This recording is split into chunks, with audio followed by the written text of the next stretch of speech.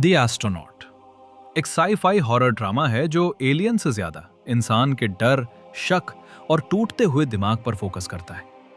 कहानी शुरू होती है सैम वॉकर से, जो इंटरनेशनल स्पेस स्टेशन की एक अनुभवी नासा एस्ट्रोनॉट है।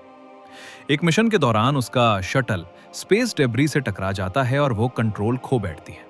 किसी तरह उसका कैप्सूल धरती पर क्रैश लैंड करता है और उसे यूएस कोस्ट गार्ड द्वारा बचा लिया जाता है।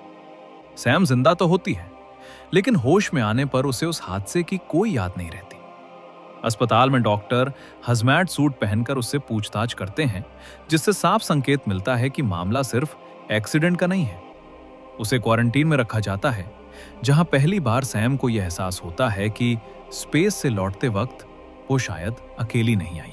कुछ समय बाद सैम से मिलने उसका पति मार्क और बेटी इजी आते हैं, लेकिन माहौल अजीब और ठंडा रहता है। जल्द ही सैम का पिता US army general William Harris बताता है कि अब इस केस को पेंटागन हैंडल करेगा।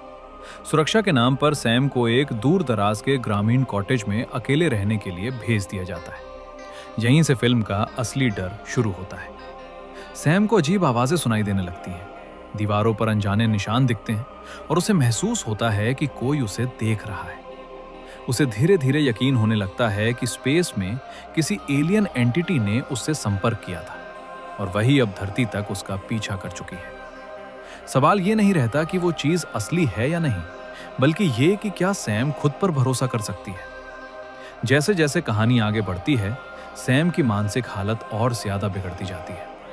कभी उसे लगता है कि सरकार उससे कुछ छुपा रही है, तो कभी ये शक होता है कि शायद सब कुछ उसके दिमाग का वहम है।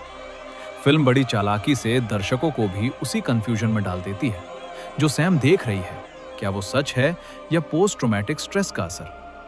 एलियन का डर यहाँ जंप स्केयर से नहीं, बल्कि सन्नाटे, अकेलेपन और अविश्वास से पैदा होता है। क्लाइमैक्स तक पहुंचते पहुंचते फिल्म ये सवाल छोड़ देती है कि इंसान के लिए ज्यादा खतरनाक क्या है, बाहर की अनजान शक्ति या अंदर का टूटा हुआ दिमाग। द एस्ट्रोनॉट एक स्लो बर्न साई-फाई हॉरर है, जो दिखाती है कि कभी-कभी सबसे डरावनी चीज वो होती है जिसे हम पूरी तरह समझ ही नहीं पाते।